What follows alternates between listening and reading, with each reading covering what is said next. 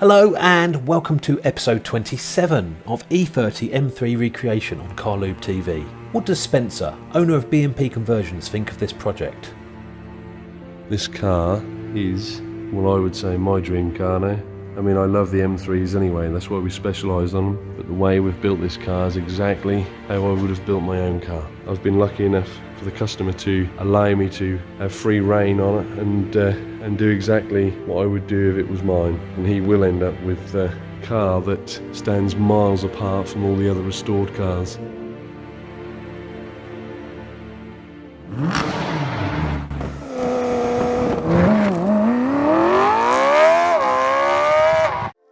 In this episode, we will show you the finished carbon fibre roof back from the painters, but before that we're going to concentrate on the final fit of the carbon fibre rear window surround. Please don't forget to give this episode a like and consider subscribing.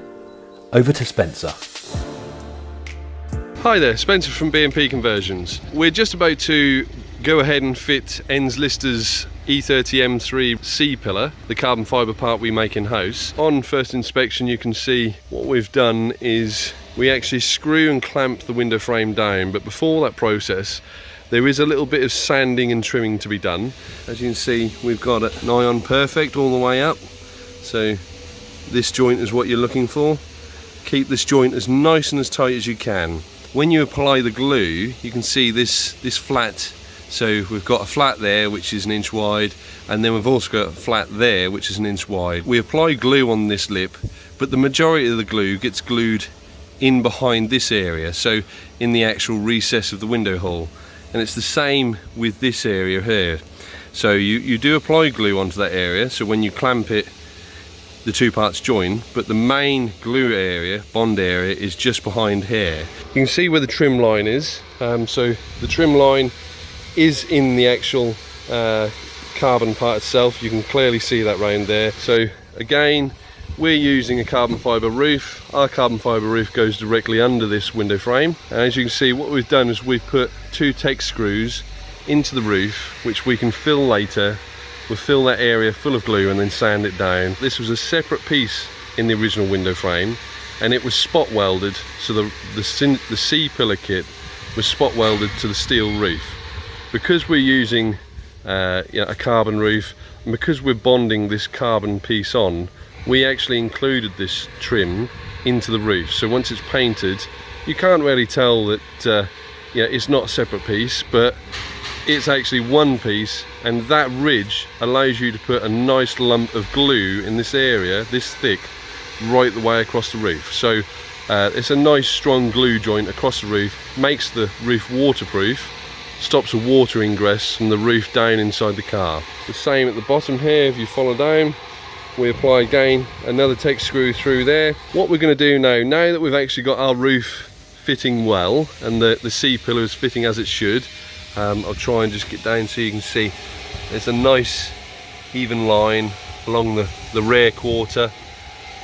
So the gap between the rear quarter and the C-pillar itself is nice and uniform. So this is the inside of the rear window frame. So we're going to be applying glue. Anywhere we're applying glue, we sand down to bare carbon, taking the shine off the surface. Now the glue that we're using doesn't like to stick to shiny carbon, so any carbon which has a shiny surface finish needs to be sanded down. So as you can see, it's all dull in any area that we're going to be gluing. So all these areas are going to be a glue joint all the way around. When we glue it, we're obviously going to fill this area in very deep glue when we do it, as well as this area.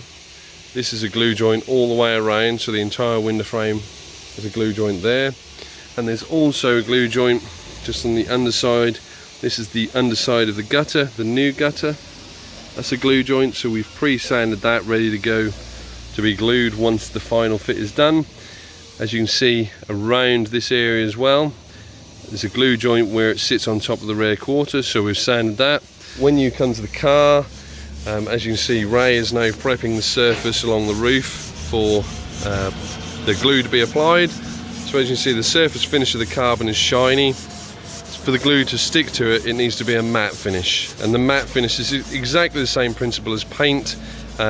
that dull finish with the scratches allow the glue to grab into the actual scratches and make a good sealed joint. So we want a good sealed joint along the roof because we don't want any water leaks. I'm now going to remove the paint down to bare metal in this area. Anywhere which I'm removing down to paint is going to have a glue completely covered, so there is no bare metal showing. As you can see, where the rear quarter tops the gutter, so this is the gutter of the rear quarter, this is M3 specific. This has been stripped back to bare metal for the glue to adhere to the metal. And then up the C-pillar, so where the lip of the C-pillar is, that ridge, we've gone 1.5 inches this way and 1 inch this way, all the way up. That's allowed us just to have a good glue joint. We can always touch the paint up just on the outside here after we've done. Again, across the roof, right across the roof, we've done 2-inch strip from the masking tape back. We've also done this area here, through here. We're going to obviously put a lot of glue in that area. Going for the inside of the rear window frame hole, so this is the original window hole where the rubber seal would go on. We've stripped that back to bare metal. As you can see, we've stripped the inch away there and we've stripped the inch away here. So that gives us a proper glue joint here, and then this is just a thin layer here just to hold this to it. We're now going to apply the glue around the roof itself, and we're also going to apply the glue on the C-pillar, mount it onto the car, pull it down in all the clamps in the areas that we had set out, put the tech screws in, and that will be the window frame fitted. So you can see the glue is over the tops of the rear quarter panel. That's the top of the rear quarter panel.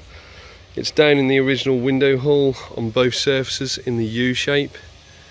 All the way around the window, it's in the U shape, so it's up the side as well as on the little 1-inch return. We've got a nice big blob along the top. I've pressed all this down onto the carbon so it's actually pushed into the weave. You can see down the actual C-pillar, so all the steel that we ground down to bare metal is fully covered. Now, to guarantee we've got 100% adhesion, what we've done is we've gone into the inside of the window frame.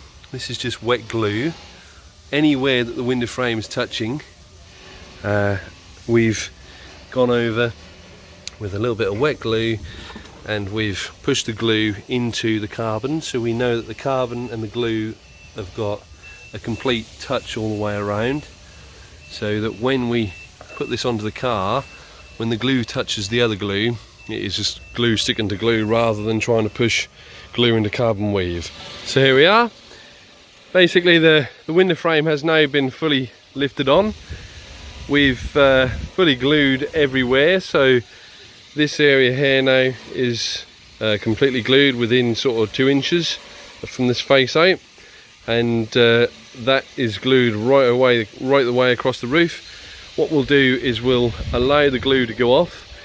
You can see up in this area, what I do is I wet my finger and just literally run my finger pushing the glue in the little V there, and I push the glue in there just as an sort of like an added sort of waterproofing to the C-pillar. Through here you can see the glue bulges out of this area, and then that then allows you to again run your finger through there, shaping the glue nicely so it will look like a brazed joint once it's painted. The internal structure, as you can see, is now all glued all the way around and clamped. So we clamp all the way around the C-pillar. Clamping on that area pulls the window frame in, so it pulls it into the car and nips it down nice and tightly. The very last piece of the window frame has to go in. As you can see at the minute, we have this big gap here, so that big gap is then filled. There's an extension from the factory that originally welded onto the underside of the original gutter, so this section is the original gutter, and that welds on there and welds onto the new gutter.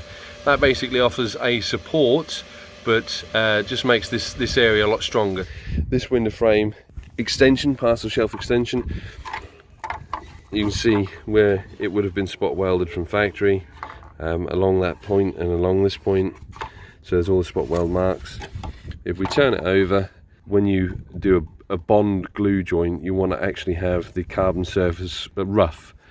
So wherever the glue is going to touch the carbon to steel, it needs to be a rough surface for it to basically adhere to. So I'm now just going to go and pop this up under here. So all I've literally done is just push this under section straight up, and it actually hooks onto this edge on both sides, and that creates a pinch effect, and it holds it up in position on its own.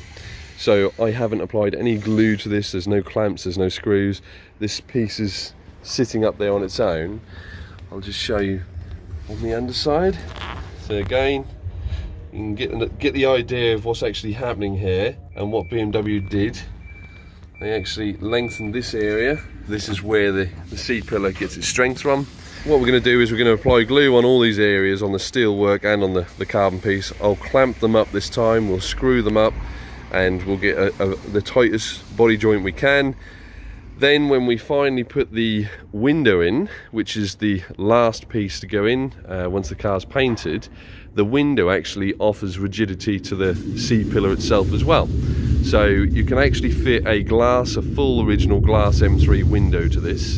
So this entire window frame, given that it's carbon fibre anyway, will be as strong, if not stronger, once we've finished bonding this, than the original steel part would have been. The rigidity of this item fitted is unreal, and it actually does feel a lot stronger. You tap it, you knock it, and you can push it. It feels a lot stronger than the original metalwork one.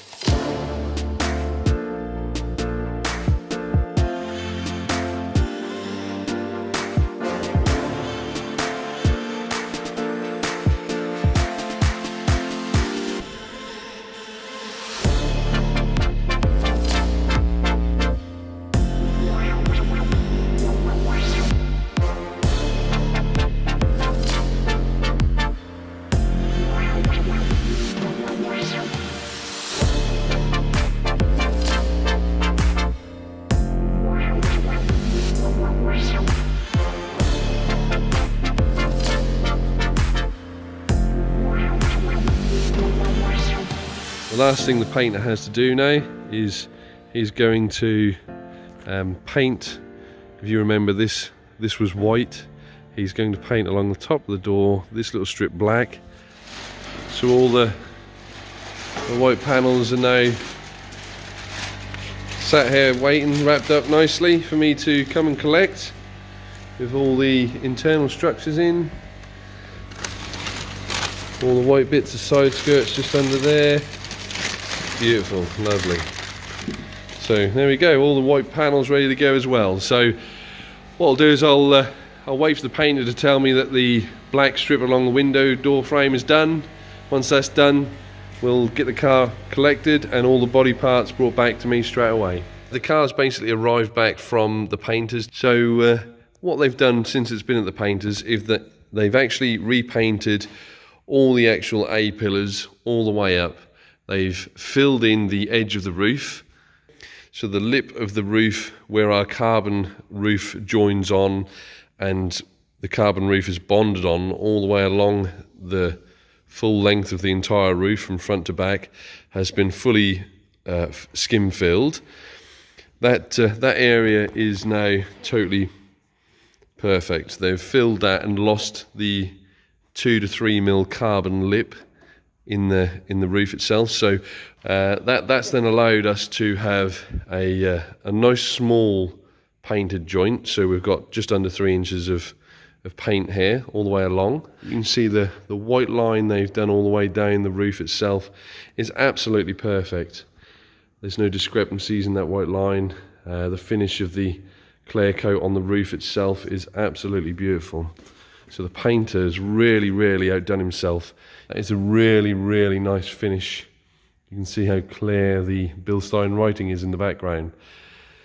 So they're basically put 5 layers of clear coat on the roof itself, and then they've also done the white paint line all the way up. In doing that, while it was there, they've painted the rear window frame. So the rear window frame is a carbon fibre part. Just to give you some idea of how structurally rigid this is, it's hard to see how hard I'm pushing this in the video, but I'm actually bouncing the entire car up and down on this section alone. This section from here, which is the old window frame, the old window hull. So the rubber seal would have gone on that lip, and then the window glass would have gone in there. This is an extension which M3s have only, and the new gutter. So a brand new gutter for the water to drain into. As you can see, the condition of those gutter areas. This is the top of the original steel rear quarter panel, and this is how well our carbon fibre one fits over the original steel rear quarter panel. And I mean, if you've seen M3s before, that joint is as perfect as an original M3. You wouldn't know the difference. This is actually more structurally sound than an original M3. We've done a lot of work on M3s in the past. We're an M3 specialist. We've removed these window frames and put them, took them off and put them back on to do repair works on the rear quarters. And just an underside view of the roof itself. You can see that it's actually pure carbon, so the roof itself is just a pure carbon roof. And I just thought I'd show how clean, how fresh the roof looks after paint. If you look from the back, the lines of the roof actually go nicely into these corners on either side, so they've both been matched either side, and it just looks like it should have been done from factory. And that's what we are always trying to achieve with anything we build in BMP Conversions, is how BMW would have fitted it if it was done by them. So Enz Lister's car basically has got carbon fibre parts on it. There is steel rear quarters and steel parts on it as well, but we've fitted them in a way that is given the highest quality and the highest standard as possible, as if BMW would have done it themselves, to make the car perfect for the customer. Well, thank you, Spencer, for that walk around the E30 recreation. I think you've got to agree this car is looking spectacular now. Just wait until the body panels are fitted. I can't. If you don't want to miss it, please subscribe and turn on your notifications. See you on the next video. So in this video, we're going to demonstrate how you adjust the handbrake on an E92, E90, E93 3 Series. I think some they're people probably make the the same mistake for all of of tightening them, up the front on cars that aren't equipped with automatic ones. So they tighten the nuts up to pull the cables tighter, but actually that doesn't solve the problem, because the geometry you need to adjust is inside here.